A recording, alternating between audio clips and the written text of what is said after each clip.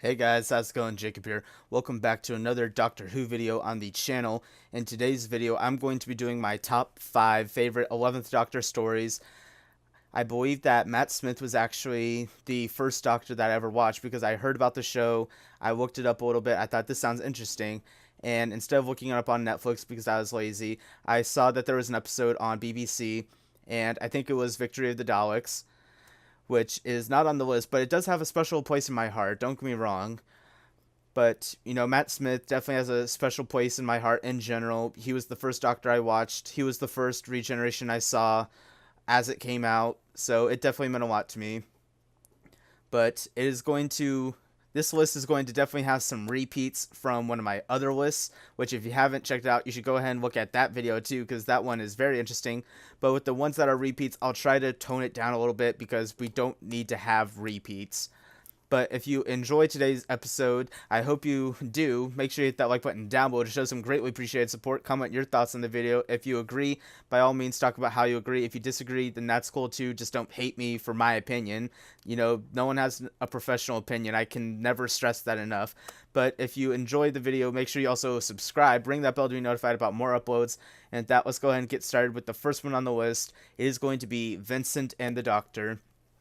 So, as I've talked about before, it's basically the Doctor and Amy are in this museum and they notice one of Van Gogh's paintings and they see this monster in it. So they decide to go back in time and meet him to find out what it is because the Doctor thinks, I've seen evil and that's evil in that painting. So then you hear the Doctor and Amy talk to Vincent a lot. You hear about how he sees the world, how he sees it with all the colors, and how there's so much that people don't really seem to notice. But then you also see a lot of his pain, which is really interesting to see someone who can go through such mood swings. And then you also find out that the Crephaeus, the monster from the painting, is something that normally can't be seen by anyone else. But how it turns out there's actually something special about Vincent where he can actually see it. So that becomes very crucial to it. And then whenever they're actually fighting the monster and then Vincent is there trying to help out and the Doctor's saying, no, you shouldn't be here because he knows how important it is. And then Amy's thinking maybe if we can, like along the way, Amy's thinking maybe if we could cheer him up, we could prevent him from killing himself. And then the Doctor's saying, like, I wouldn't count on it, basically, because the fact that it's just something that seems like it's meant to happen. And then whenever they're fighting the monster, Vincent ends up stabbing it, not on purpose, but it charged at him. And then how, like the Doctor was saying, that the monster was afraid and how it felt alone. And then Vincent was talking about how he could relate to that, how all the villagers hate him and throw stones at him and just see him as a monster. And then whenever the Doctor, Amy, and Vincent were lying in the grass, and then how it turns into Starry Night, because Vincent was saying, try to see how I see. And then he's describing the sky, how it's not just like one solid dark blue. It's like all these different shades of blue, and the stars are swirling all over the place. And that was such an amazing scene right there, seeing how it changed like that. I'm sorry, my chin inches. Random moment, my bad. But then how the Doctor's saying that he wants to do something for Vincent because Vincent said, you're the one person who's ever made a difference in my life, but once you're gone, I don't think I'll be able to handle it anymore. So then he decides to show Vincent how he actually is remembered. So Amy and the Doctor take Vincent into the future, and then the curator there, Dr. Black, gives this really amazing description of Van Gogh to the Doctor, talks about how great of a painter he is, and that's one of my favorite moments in all of modern Doctor Who, because it's not even like the Doctor, one of his companions, it's this random person, but going into such great detail about how Van Gogh is, and then how he was right there to hear these great words, and how it brought him such joy that it brought him to tears. And then how whenever the Doctor and Amy leave Vincent again, and then they're back in the future, Amy thought, oh, he's gonna have lived a long life, he's gonna be happy, but then she found out that he still ended up killing himself. Then the Doctor was saying, look, we may have at least made a small difference in his life. Like, yeah, the bad things still happened, but at least we added some good things. And then whenever they see the sunflowers painting and then how it says to Amy from Vincent, that was really amazing how it turns out that he actually made that painting because of Amy now. How that small event happened because of Amy, because how it turns out that Van Gogh had actually fallen for Amy. It was just overall a great episode. It doesn't really affect much of the rest of the season. There was the brief moment later on, and the Pandorica opens with Vincent, but for the most part, that episode is kind of standalone. But it's such a good standalone episode. It's just a really emotional episode. It's one of those that I can just go back and watch so many times. It's such a great episode. It's done so much. It just does so much overall. It's a great episode. But with that, let's go ahead and go on to number 2. This one feels like it's a bit of an oddball, but we're going to have a quick turnaround and go for The Lodger.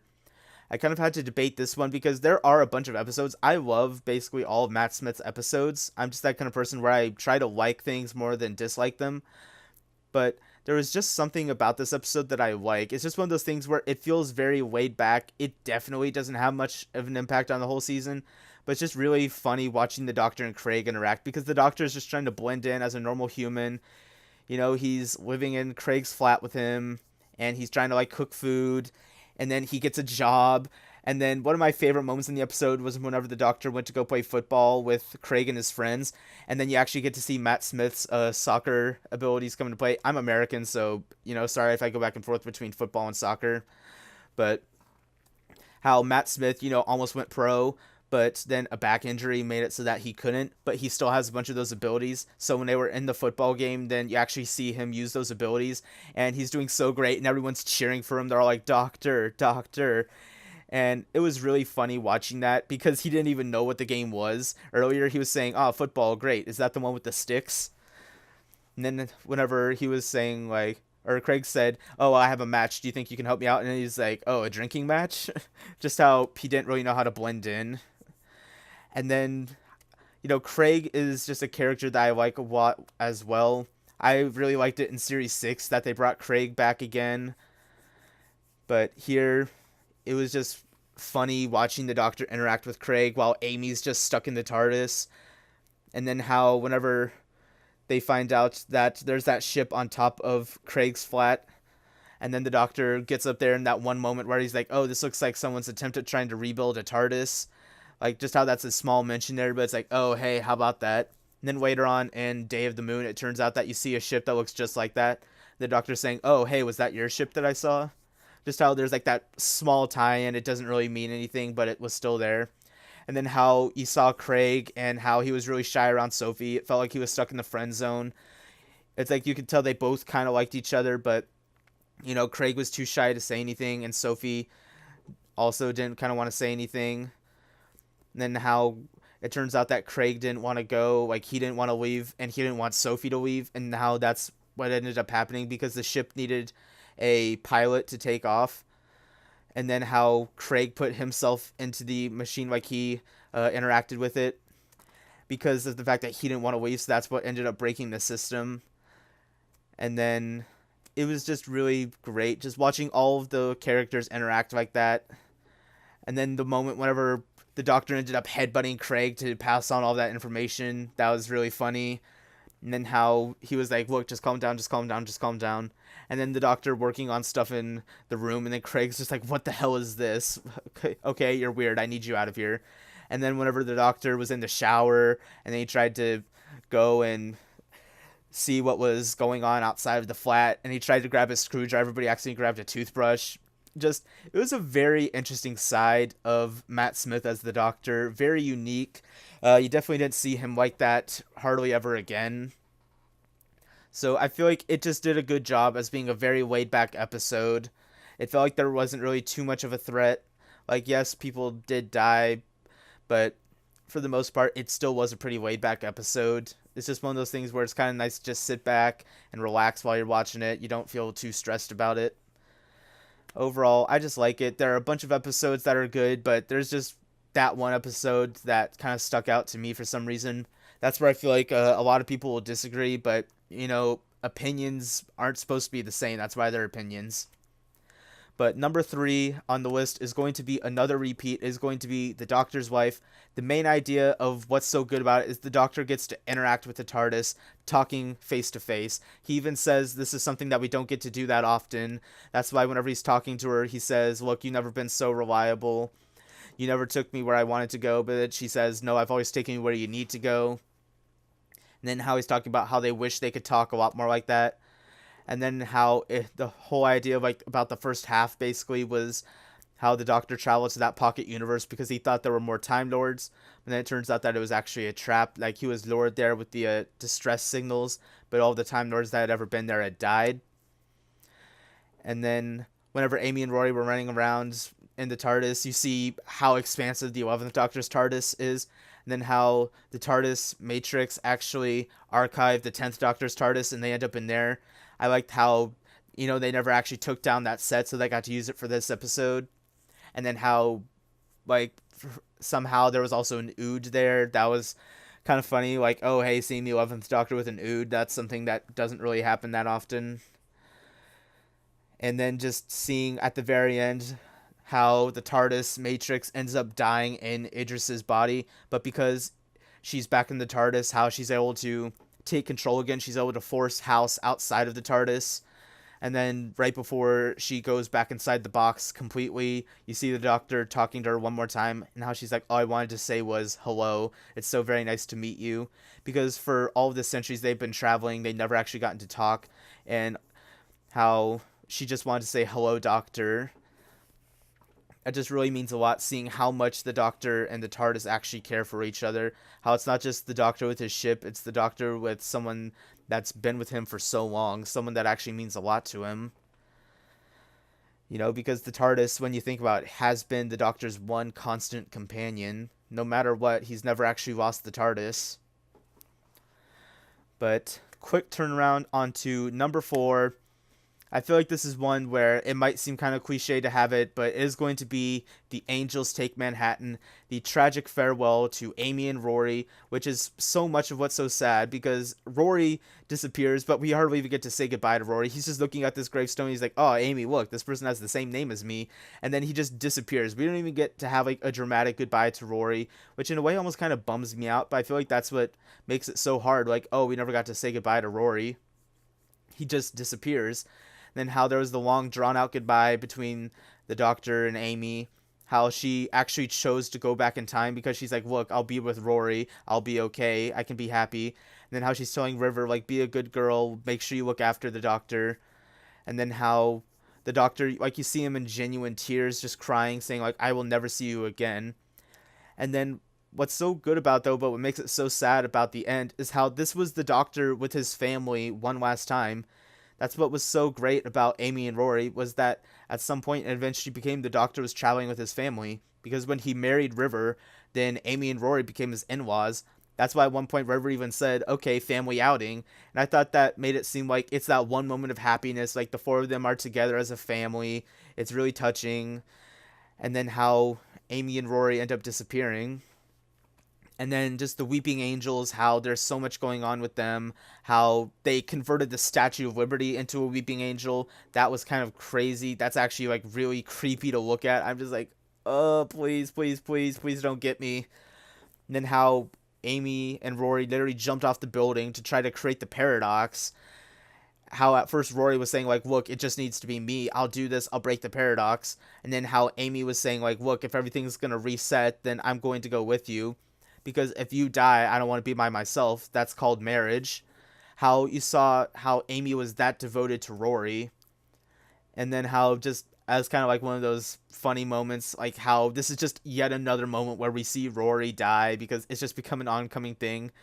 And then how Rory even acknowledges that he keeps coming back to life. Amy said, you just think you're going to come back to life? And he's like, when don't I?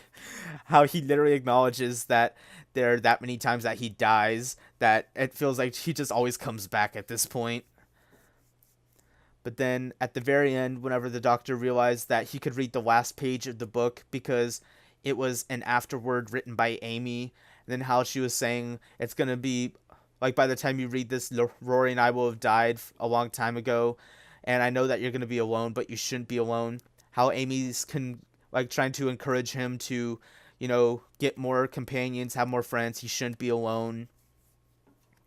And then how she's saying, we will always love you.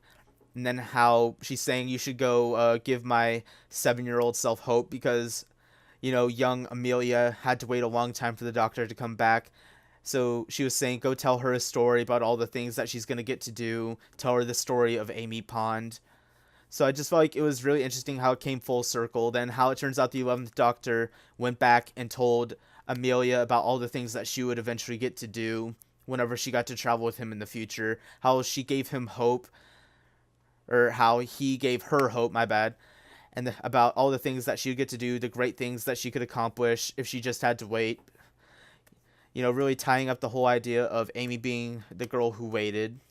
Because it feels like so much of the 11th Doctor's life with Amy and Rory was kind of a fairy tale. And then with Amy disappearing, it felt like the fairy tale was closing. And in a way, for that matter, I almost kind of feel like the whole bit with Clara was almost like an epilogue to the whole story because of the fact that he was only with her for so long. It's kind of like just a little bit of the epilogue that leads into the next section with the 12th Doctor. But speaking about multiple doctors, we are going to go ahead and hit up number 5. It is going to be The Day of the Doctor because it starred Matt Smith, which I think if I were Matt Smith, I would be really excited to get to say that I was the current Doctor during the 50th anniversary of this show, something that's so popular across the whole world. I would feel really special about that. But then how David Tennant came back, and then they got John Hurt to play the War Doctor. The mighty Tom Baker came back for his cameo at the very end as the curator. Peter Capaldi had his cameo as the 12th Doctor for the whole "No Sir, All 13" moment. That was really cool. I remember whenever I was actually in the theater watching it and it happened, I heard someone yell, "Capaldi!" And I was just like, I just thought that was really cool seeing that entire moment. You see how heavily the Time War has weighed on the 10th and 11th Doctor's minds, but how the 11th Doctor has started to move on. Because even the 10th Doctor said, where do we end up to where we're at that point that you try to move on from the Time War. So he tells him about Trenzalore and what's coming to happen. And then just the whole thing about how it turns out that the Doctor didn't destroy Gallifrey. How you see that the 10th and 11th Doctors were about to help the War Doctor destroy Gallifrey, saying, like, we shouldn't have disowned you. You're the Doctor more than anyone else. You had the courage to do this when no one else could have. But because of the fact this is such a tragic thing, we're not going to have you do that alone. So they're like, we're not going to have that weigh on his conscience just by himself. But then how Clara ended up convincing them to come up with another solution. And then the 11th Doctor was like, this time there's 3 of us. So they were able to come up with another plan. And then how it turns out that it wasn't just them who came up with that plan. It turns out that the first Doctor actually started the calculations all the way back then. And that they went on for that long all the way up to the 11th Doctor. That way they could have the calculations going for that long. So then by the time the 11th Doctor was ready, then they could freeze Gallifrey. So you just see all those Doctors, how all of them ended up saving Gallifrey. It wasn't just the War Doctor. It wasn't War 10 and 11. It was all 13 of them. And it was so touching. And then that look on the 11th Doctor's face when he realized that it did work, that Gallifrey is still out there. And then his whole dream sequence talking about how he knows where he's going after all this time, how he's going home the long way around. I thought that was such a great way to end up the 50th. Because I feel like the 50th did such a good job of encompassing so much of what had happened for the show over the past 50 years, as well as setting up what it could be like for the next 50, with the Doctor returning to Gallifrey after all this time, and then what more could come after that, all the stuff that has the potential. Because I feel like this show really does have the potential to go on for so much longer, and I feel like the 50th anniversary did a good job of showing that capability of going on for so much more. I hope that when we have another big anniversary like that you could get Matt Smith to come back, maybe David Tennant and Capaldi as well, whatever Doctors are still around. Hopefully they'll come back. I think that it'll be great. I can't wait to see what will happen if the 75th is able to happen. I feel like it's possible. We're not too far away right now. What is it, 2018? We're only about 20 years off, I think. So let's just see what happens around that time. But that is definitely going to be the end of this video. I hope it wasn't too long. If you stuck around for the whole time, you're a real MVP. I like it. You're looking handsome today. But if you enjoyed the video, I hope you hit that like button down below to show some support. Comment your thoughts on the video. If you agree or disagree, that's cool. Just explain your thoughts. But if you also like these types of videos, then feel free to subscribe and ring that bell to be notified about more uploads. And with that, I will see you guys next time. Bye.